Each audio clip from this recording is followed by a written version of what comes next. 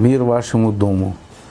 Меня вынудило выступить в виде обращения некого экс-чиновника, точнее экс-первого замгубернатора Баткенской области, Киргизии, в котором этот господин обвиняет экс-мэра города Исфари, господина Исламединова, и меня в муссированном распространении лжи и нагнетании обстановки между двумя соседними государствами – Таджикистана и Киргизстана. Но самое удивительное и смешное в том, что господин экс-чиновник с начала своего выступления до конца занимается провокацией, искажением фактов, а в конце выставляет себя в роли миротворца. Наверное, в детстве начитался басни Крылова «Волк и ягненок». Мол, все наше, только мы имеем право определять, чьи эти земли. Если не примете наши кабальные условия, значит против мирного решения этого вопроса.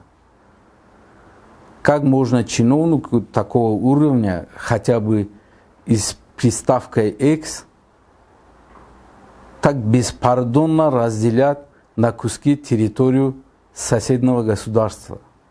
Как будто это кусок пирога, и может быть откусить от него любой понравившийся ломтик. О чем базарите, уважаемый горе-эксперт? Да вы даже не имеете права рассуждать, ставить под сомнение целостность территории Таджикистана. Это уже переходит все рамки дозволенного. С таким багажом знаний лучше бы вам помолчать и меньше рассуждать об истории центральноазиатских стран. А то каждое слово, сказанное вами, может обернуться катастрофой. Государства Центральной Азии до образования СССР не формировались по национальным признакам. Какая-то часть относилась к Российской империи, другая к Бухарскому эмирату, а третья находилась под подчинением Каканского ханства. Если рассуждать по-вашему, то сейчас каждая из центральноазиатских республик должен иметь друг к другу территориальные претензии. И на этой почве должен образоваться новый очаг напряжения на планете. Или какая-то заинтересованная сила оплатила вам за распространение такой провокационной информации. Смотрите, мы в 1929 году ради мира довольствовались тем малым, что нам досталось, и добились образования своей республики в составе СССР. А вы были признаны как отдельная республика только в 1936 году. Я до сих пор не знал об информационной концепции Геббельса, пока вы не напомнили. А вот вы, по-моему, хорошо знакомы с его учением и отлично усвоили его уроки. Вот что за чепуха насчет фактического признания территории на уровне областей в 1957 годах и на уровне республик в 1989 году. Вы прекрасно знаете, что решение таких вопросов не входило в компетенции республик, тем более областей. Решения принимались только на уровне ЦК Компартии СССР. И те документы, которые вы говорили, были на уровне рассмотрения, когда развалилась эта великая коммунистическая империя. И самое удивительное то, что этот уважаемый у себя экс-чиновник заявляет, что был родом из села Самаркандек. Само слово Самаркандак что означает? Он, по-моему, хорошо понимает и даже знает, что это таджикское слово. Но он не может дать объяснение, как это село постепенно стало киргизским. Потому что это невыгодно. А вместо этого он заявляет о 1000 гектаров земли, которые якобы подарили Таджикистану в 1974 году. Вот это умора. Откуда вы нашли столько гектаров земли на столь маленькой территории?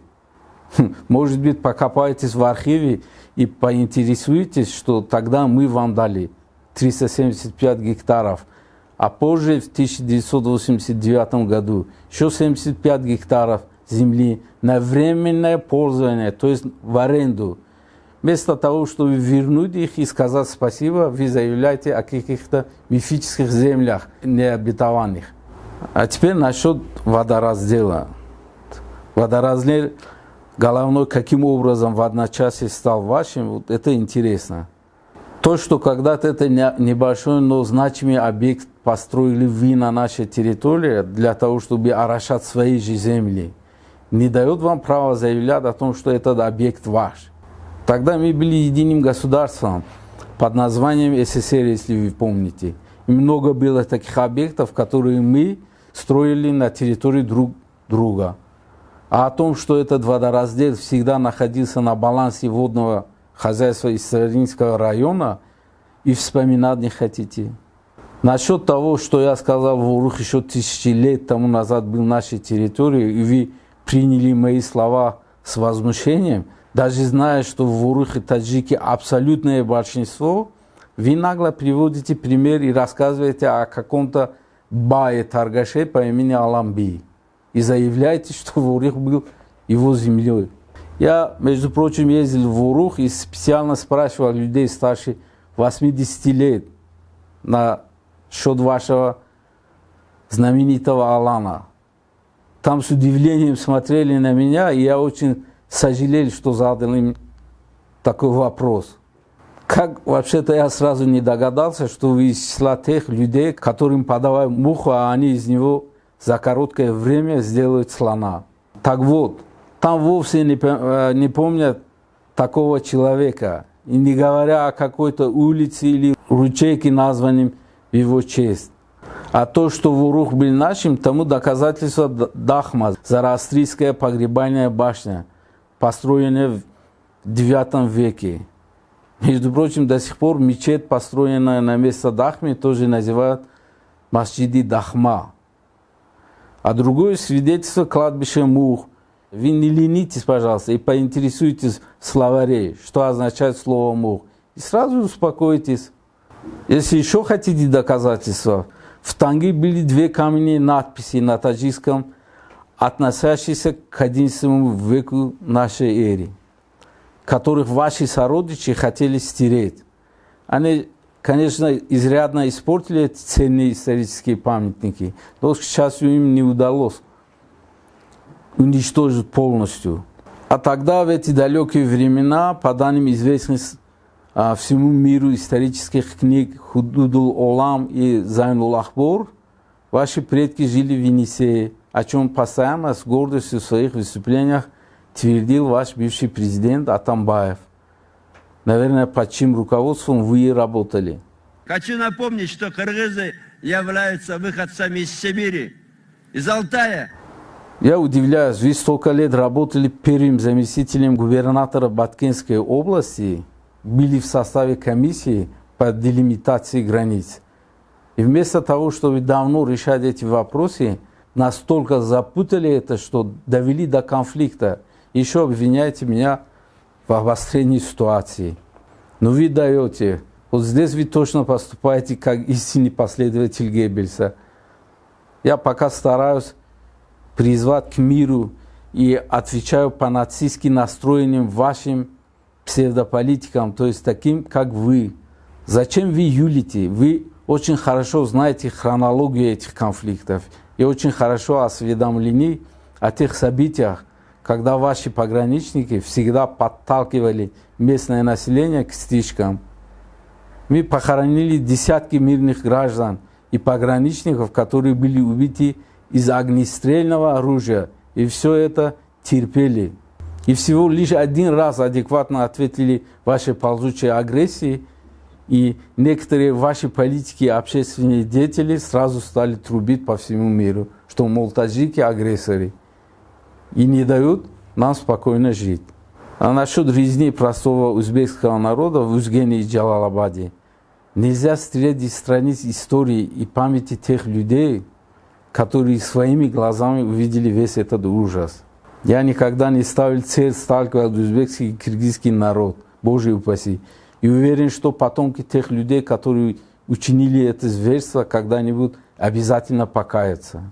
Я только лишь говорил о тех провокаторах, которые зажгли эту ненависть между двумя народами. И итогом стало столько невинных жертв.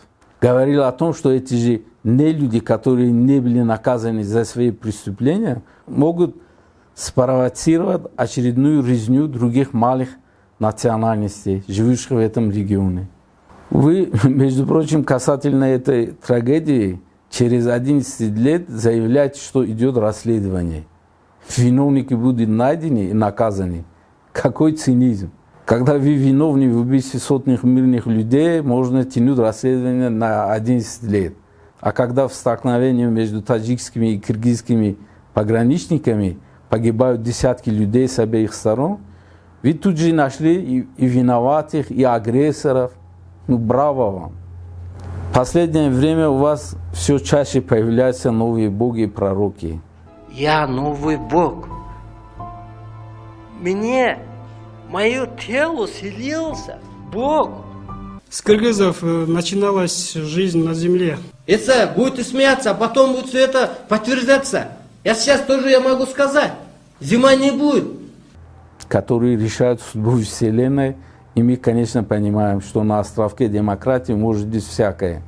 Но нас пугает другое. Пугает то, что в последнее время ваши официальные лица, в том числе некоторые депутаты и общественные деятели, экс-министры, тоже включились в эти игры.